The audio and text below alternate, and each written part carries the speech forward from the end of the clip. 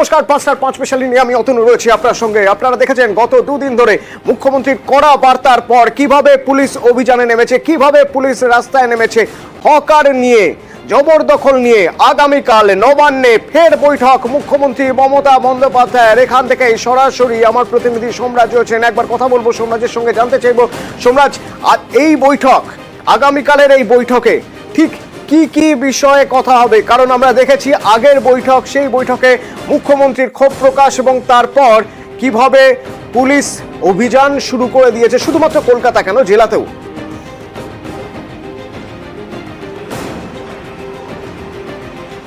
হ্যাঁ দেখো, আগামীকাল দুপুর 12টা থেকে মুখ্যমন্ত্রী মমতা বন্দ্যোপাধ্যায় বৈঠক ডেকেছেন, যে বৈঠকে সব থানার আইসি ওসিরা উপস্থিত থাকবেন, সব দপ্তরের সচিবরা থাকবেন, সব মিউনিসিপ্যালিটিগুলো উপস্থিত থাকবে। তবে তাহিরপুর ও ঝালদা মিউনিসিপ্যালিটিকে এই বৈঠকের আওতা থেকে বাদ রাখা হয়েছে। গত সোমবারের যে বৈঠক দেখেছিলাম সেই বৈঠকেও ঝালদা ও তাহিরপুর মিউনিসিপ্যালিটিকে বাদ রাখা হয়েছিল, এই বৈঠকেও ঝালদা ও তাহিরপুর মিউনিসিপ্যালিটিকে বাদ রাখা হয়েছে। সব জেলার জেলাশাসক, পুলিশ সুপাররা থাকবেন ভার্চুয়ালি। যারা কলকাতা এবং কলকাতা সংলগ্ন এলাকায় থাকেন তারা সশরীরে আসবেন নবান্ন সভাঘরে। এবারেই যেটা প্রশ্ন আসে, কি নিয়ে আলোচনা করবেন আগামীকালকের বৈঠকে? প্রথমত হকার সমস্যা নিয়ে কালকের বৈঠকে আলোচনা হবে।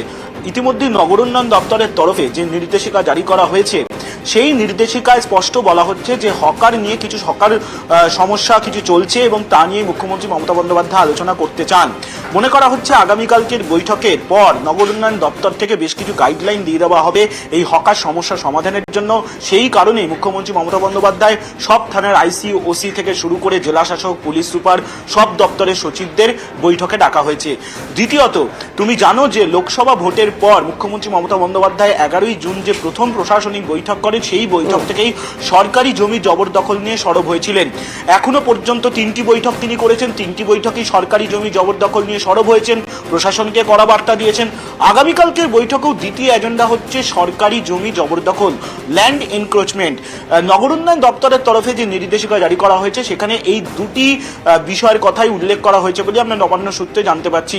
ফলত মনে করা হচ্ছে আগামীকালকের বৈঠকে যেমন হকার সমস্যা নিয়েও বেশ কিছু সিদ্ধান্তের কথা জানাবেন মুখ্যমন্ত্রী, তেমনি সরকারি জমি দখল নিয়ে যে নির্দেশ এখনো পর্যন্ত মুখ্যমন্ত্রী স্বয়ং দিয়েছেন, সেই পরিপ্রেক্ষিতে বিভিন্ন জেলা প্রশাসন বা কলকাতা পুলিশ বা রাজ্য পুলিশ কি পদক্ষেপ নিয়েছে সেই বিষয় সম্পর্কেও ফলাফল অর্থাৎ উত্তর চাইবেন মুখ্যমন্ত্রী মমতা বন্দ্যোপাধ্যায় বলেই মনে করছে প্রশাসনিক মহল। ফলত এই দুটি ক্ষেত্রকে মাথায় রেখেই আগামীকালকের বৈঠক যথেষ্টই গুরুত্বপূর্ণ হতে চলেছে। দুপুর 12টা থেকে মুখ্যমন্ত্রী মমতা বন্দ্যোপাধ্যায় নবান্ন সভাঘরে এই বৈঠক করবেন। ধন্যবাদ সোমরাজ। আর এরপরেই আমি কথা বলবো আমার 3 প্রতিনিধির সঙ্গে। আমার 3 প্রতিনিধি যারা আজ সকাল থেকে শহরের বিভিন্ন প্রান্তের ছবি আপনাদের দেখিয়েছেন, শহরের বিভিন্ন প্রান্তে কিভাবে পুলিশি অভিযান সেই ছবি দেখিয়েছেন। আমার সঙ্গে রয়েছেন আমার প্রতিনিধি অনুপ রয়েছেন, অর্পিতা রয়েছেন, সান্নিক। প্রথমে অনুপের সঙ্গে কথা বলবো। নিউ টাউনের DLF1, DLF2, গত কদিন ধরে সেক্টর 5, সেক্টর 3 আমরা ছবি দেখেছি। আমরা দেখেছি কিভাবে পুলিশ গিয়ে তাদের বলছেন যে ফুটপাতের এতটা জায়গা দখল করা যাবে না, রাস্তার উপর জিনিস রাখা যাবে না। আগামীকাল বৈঠক নবান্নে। অনুপ, আমি একটু জানতে চাইবো, হকারদের সঙ্গে তো তোমার কথা হয়েছে, তারা কি এক্সপেক্ট করছেন, তারা কি বলছেন?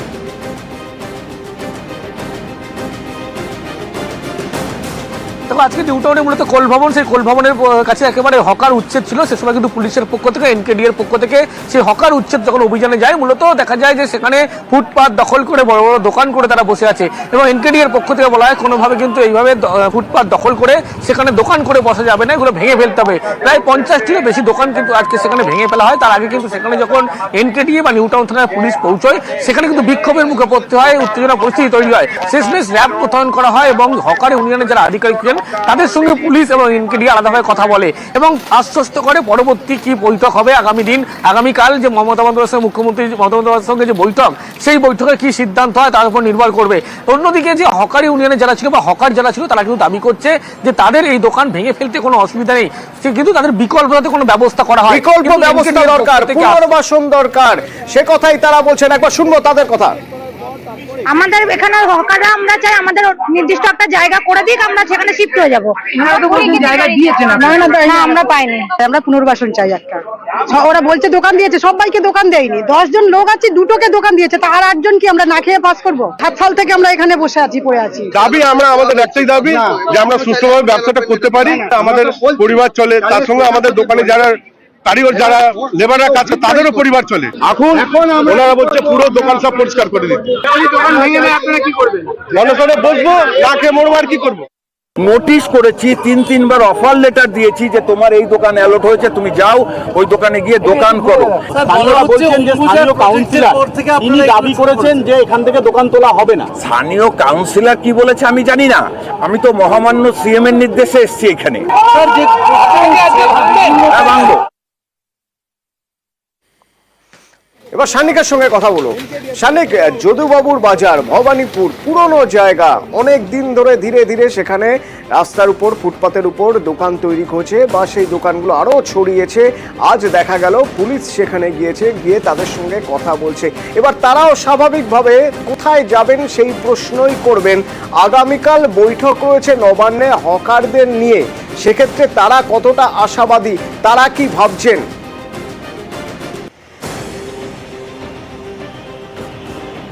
অতনু, যদুবাবুর বাজারের সামনের ছবিটা বাকি জায়গাগুলোর থেকে একটু আলাদা আমার চোখে লাগলো। তার কারণ হচ্ছে অন্যান্য জায়গায় অস্থায়ী দোকানদার তাদের দৌরাত্ম্য যেমন বেশি চোখে পড়ে, যদুবাবুর বাজারের সামনে যদুবাবু বাজারের যে মার্কেট কমপ্লেক্স, সেই মার্কেট কমপ্লেক্সের যারা দোকানদাররা রয়েছেন, অর্থাৎ গ্রাউন্ড ফ্লোরে ফুটপাথের উপর যে দোকানগুলি রয়েছে, ওই দোকানের জিনিসপত্র কিন্তু দোকানদাররা একেবারে ফুটপাথের প্রায় তোমাকে বলছি 50%-এর বেশি জায়গা এনক্রোচ করে সেই জায়গায় তারা দোকানের জিনিস রেখে দিয়েছেন।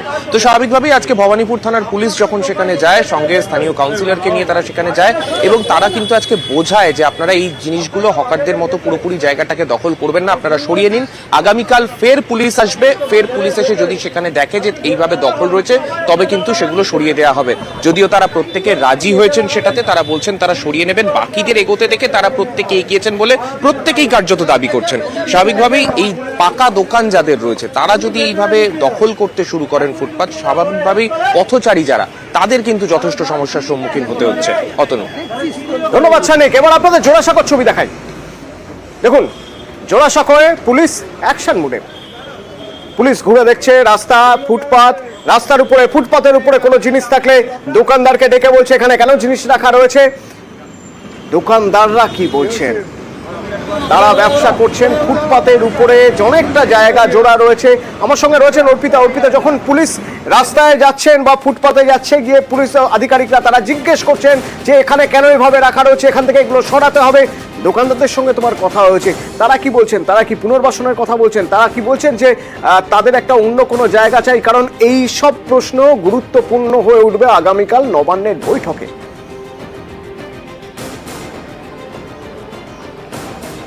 দেখো, একেবারে তাই। আজকে সকাল থেকে আমরা একদিকে যেমন জোড়াসাঁকো, একদিকে বেন্টিং স্ট্রিট এবং অন্যদিকে আমরা এনআরএস হাসপাতালের সামনে, তিন জায়গাতেই আমরা যখন আজকে দেখেছি যে সেখানে পুলিশ একেবারে অ্যাকশন মোডে। জোড়াসাঁকো থানার পুলিশ যখন সেখানে যায় এবং সেখানে এসির নেতৃত্বে যখন বিশাল টিম যখন তারা গিয়ে যখন তাদেরকে বলে যে প্লাস্টিকের এই ছাউনি খুলে ফেলতে হবে, রাস্তার উপরে বসা যাবে না, ফলের যে ঝুড়ি সেগুলোকে একেবারে তারা কিন্তু সেখান থেকে বাজেয়াপ্ত করে, 4 জনকে আটক করে এই জোড়াসাঁকো থানা। তখন কিন্তু তারা যেটা বলছেন হকাররা, যে তাদের অন্যত্র তাদের তাহলে পুনর্বাসন দিতে হবে, কারণ তারা এক একজন 20-25 বছর, কেউ বা 30-35 বছর ধরে তারা সেখানে ব্যবসা করেন। ঠিক একই চিত্র এনআরএস হাসপাতালের সামনে, সেখানেও একেবারে হাসপাতালের গেটের সামনে একেবারে রাস্তা জুড়ে ফুটপাতে একটু হাঁটার জায়গা নেই, সেই জায়গাতে আজকে পুলিশ গিয়ে সেখানে আজকে অভিযান চালায়। শুধুমাত্র তাই নয়, বেআইনিভাবে যে সমস্ত সেখানে খাবারের দোকান বা গ্যাস যেখানে ছিল সেগুলিকে তারা সরিয়ে দেয়, এমনকি বিভিন্ন যে জলের বোতল সহ বিভিন্ন খাবারের যে দোকান সেই খাবারগুলিকে কিন্তু বাজেয়াপ্ত করেছে এবং সেখানে ফুটপাতে একেবারে দোকানগুলিকে কার্যত সেখান থেকে ছাউনি খুলে দোকানপাট একেবারে সেখান থেকে বন্ধ করে দেওয়া হয়েছে, একেবারে উঠিয়ে দেওয়া হয়েছে হাসপাতালের গেটের সামনে থেকে। অর্থাৎ পুলিশ একেবারে অ্যাকশন মোডে। মুচিপাড়া থানার পুলিশ যখন এইভাবে যখন অভিযান চালাচ্ছে, তখন কিছু কিছু বিক্রেতা বা কিছু কিছু সেখানকার দোকানদারদের যেটা চাঞ্চল্যকর অভিযোগ, যে তারা যেটা বলছেন যে প্রথমত তাদেরকে পুনর্বাসনের ব্যবস্থা করে দেওয়া হোক, আর দ্বিতীয়ত তাদের বক্তব্য যে মাসে কোনো একজন যুবককে তারা টাকা দেয় 320 টাকা করে এবং সেই টাকা নাকি স্থানীয় থানায় নাকি যায়। কারণ এই বক্তব্য শুনবো, এই বক্তব্য শুনবো অর্পিতা, যে বক্তব্যের কথা বলছে, এই অভিযোগের কথাও শুনবো। তবে তার আগে একবার শোনা দরকার যে পুলিশ কমিশনার বিনীত গোয়েল কি বলছেন।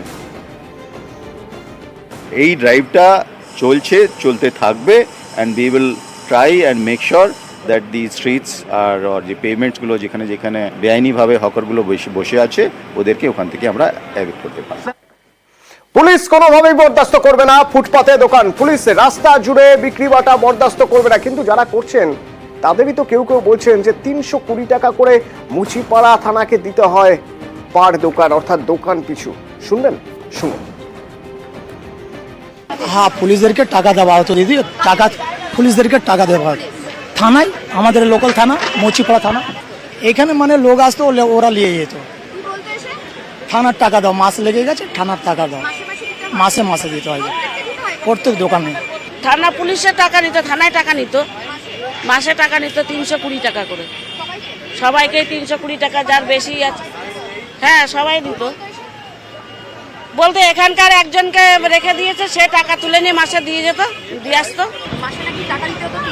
হ্যাঁ হ্যাঁ হ্যাঁ, ওই দোকানদার নিত, নিয়ে দিত, জানি না, বলছে থানায় কেস দিতে হবে মাসে। থানাওয়ালা আসতো না, ওইখানে হকার নিয়ে হকার নিয়ে দিয়ে দিতে আসতো। পুলিশের বিরুদ্ধে অভিযোগ করছে হকার ইউনিয়নও। হকার ইউনিয়নের দাবি রাজ্য সরকারকে, রাজ্য সরকারের বলা যেতে পারে রাজ্য সরকারকে সম্পর্কে যাতে একটা খারাপ ধারণা তৈরি হয়, সেজন্যই পুলিশ অতি সক্রিয়।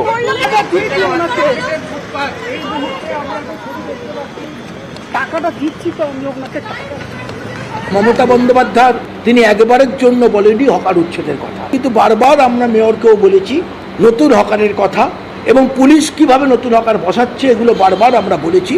কিন্তু আমরা লক্ষ্য করছি এক শ্রেণী পুলিশ এবং প্রশাসন তারা এই সরকার এবং মমতা বন্দ্যোপাধ্যায়কে কলুষিত করার জন্য যে আক্রমণ কাল করেছে সেটা সম্পূর্ণ বেআইনিভাবে করেছেন। পুলিশের নিজস্ব ইন্টারেস্ট আছে। উইদাউট পুলিশ নিউ মার্কেটের এই চত্বরে এই চেহারা হতে পারে, এবং এটা আমরা বলতাম, মমতা বন্দ্যোপাধ্যায় এটা বলেছেন, এটা পুলিশের ঝাল লেগেছে, তাই তারা মমতা বন্দ্যোপাধ্যায়ের বক্তব্যকে বাইরে গিয়ে তারা এই কাজগুলো করছে।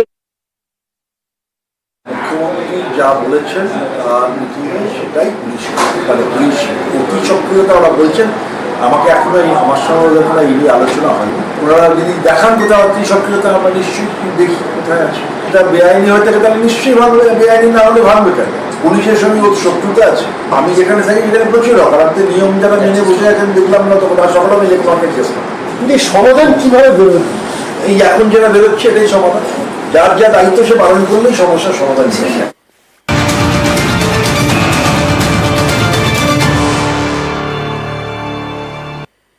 অত্যন্ত গুরুত্বপূর্ণ, মুখ্যমন্ত্রী মন্ত্রিসভার বৈঠকে কড়া বার্তা দিয়েছেন মন্ত্রীদের। বলছেন জনসংযোগ বাড়াতে হবে।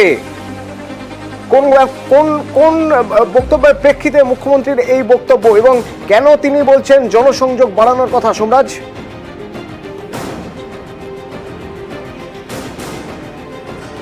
দেখো, আজকে যখন রাজ্য মন্ত্রিসভার বৈঠক হয় সেই সময় মুখ্যমন্ত্রী মমতা বন্দ্যোপাধ্যায় জনসংযোগের বার্তা দেন রাজ্য মন্ত্রিসভার সদস্যদের।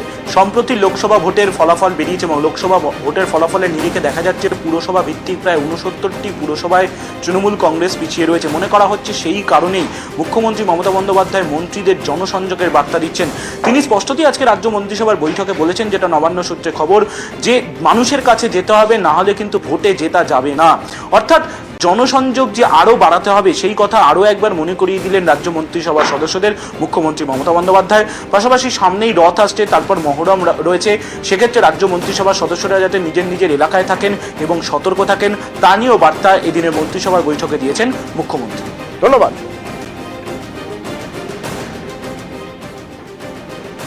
একেবারে নাকের ডগায় থানা, কয়েকশো মিটার দূরত্ব হবে, রাস্তার উপর জুড়ে পার্কিং। পার্কিং করতে গেলে আপনার হাতে কুপন ধরিয়ে দিচ্ছে, পুরসভার কুপন, কারণ পুরসভা নাকি এই পার্কিং এর টাকা নিচ্ছে। পুরোটাই ফেক, পুরোটাই জাল, অথচ থানা কিচ্ছু জানে না। লিলুয়ার খবর দেখাবো আপনাদের, কারণ এই খবর আমরা দেখানোর পর কি হলো তা আপনার জানা জরুরি। হ্যাঁ, নিউজ 18 বাংলার খবরে কিছু না কিছু কাজ তো হয়, দেখাবো বিরতির পর।